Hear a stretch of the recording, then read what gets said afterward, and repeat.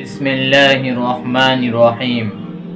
انسان کی پیدائش کے بعد جب انسان عقل و فہم کی عمر کو پہنچتا ہے اور تعلیم یافتہ ہوتا ہے، انٹلیکچول ذہنیت کا ہو جاتا ہے، تو بنیادی طور پر اس کے ذہن میں دو سوال پیدا ہوتے ہیں۔ پہلا سوال تو یہ پیدا ہوتا ہے کہ یہ پوری کائنات، یہ سورج، یہ چاند، یہ آسمان، یہ زمین، یہ پوری کائنات کا نظام چل رہا ہے۔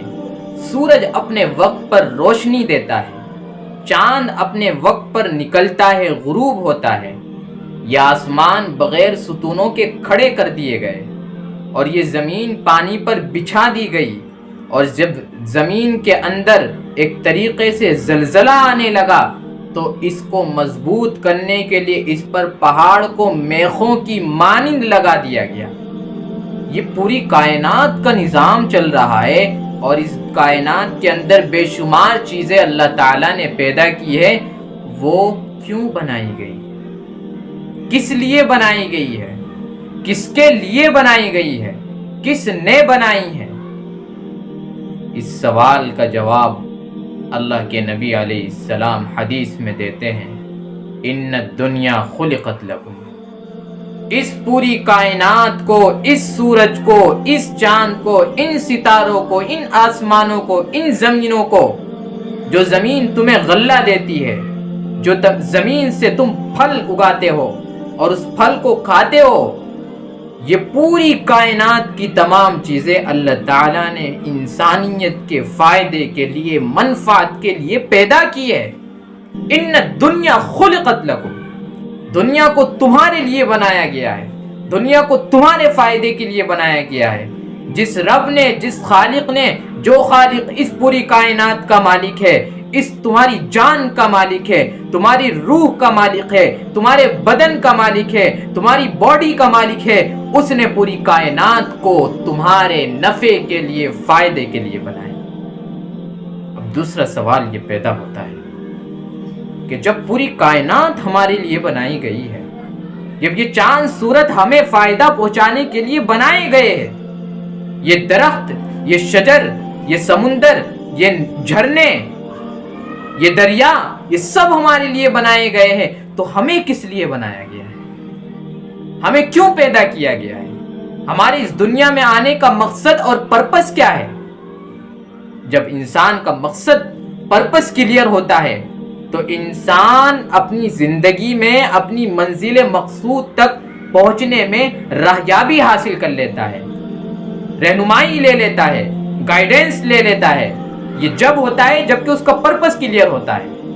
تو رسول اللہ صلی اللہ علیہ وسلم نے اس کو بھی بالکل کلیئر اور صاف کر دیا، وَإِنَّكُمْ خُلِقْتُمْ لِلْآخِرَةِ، اور تمہیں اللہ رب العزت نے آخرت کے لیے پیدا کیا ہے۔ اس دنیا کے اندر، یہ دنیا تمہاری کھیتی ہے، اس میں جو بو گے وہ کل آخرت میں کاٹو گے۔ اس میں اگر بیج بو گے گناہ کا تو آخرت میں اس کی سزا کاٹو گے۔ اس میں اگر بیج بو گے اعمال صالحہ کا، ایمان کا، تواصی بالحق کا، صبر کا، مشکلات پر صبر کرنے کا، عزائم میں پختگی کا، نماز کا، روزے کا، تو کل آخرت کے اندر تم اس بیج کا اپنا کیا دھرا اور اس کا بدلہ اور اللہ تعالیٰ کے اس کی جزا پاؤ گے۔ جو بوؤ گے وہ کاٹو گے۔ جو اس دنیا کے اندر آدمی اعمال کرے گا وہ آخرت میں اس کو انجام دیا جائے گا۔ وَإِنَّكُمْ خُلِقْتُمْ لِلْآخِرَةِ، اور تمہیں آخرت کے لیے پیدا کیا گیا ہے۔ اب انسان کے سامنے دو راستے ہیں، وَهَدَيْنَاهُ النَّجْدَيْنِ، ہم نے اس کو دو چوراہیاں دکھا دی، دو راستے دکھا دیے۔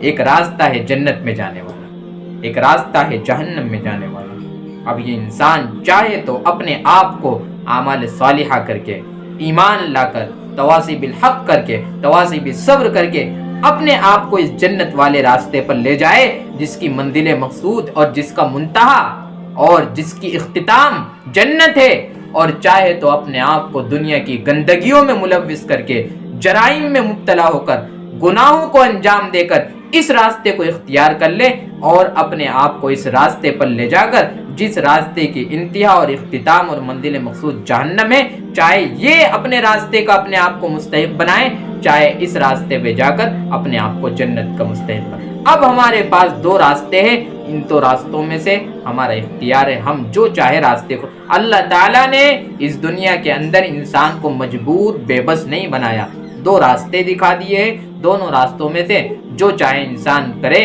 اور اس کے بعد اللہ رب العزت کے ہاں جیسا اس دنیا کے اندر کیا ہوگا ویسا اس کو انجام ملے گا۔ نیک اعمال، ایمان، صبر، تواصی بالحق، تواصی بالصبر کیا ہوگا تو دنیا کی آخرت کے اندر جنت عطا کی جائے گی، اور اگر نہیں کیا ہوگا، خلاف ورزی کری ہوگی، تو آخرت کے اندر جہنم اس کا مقدر بنے گا۔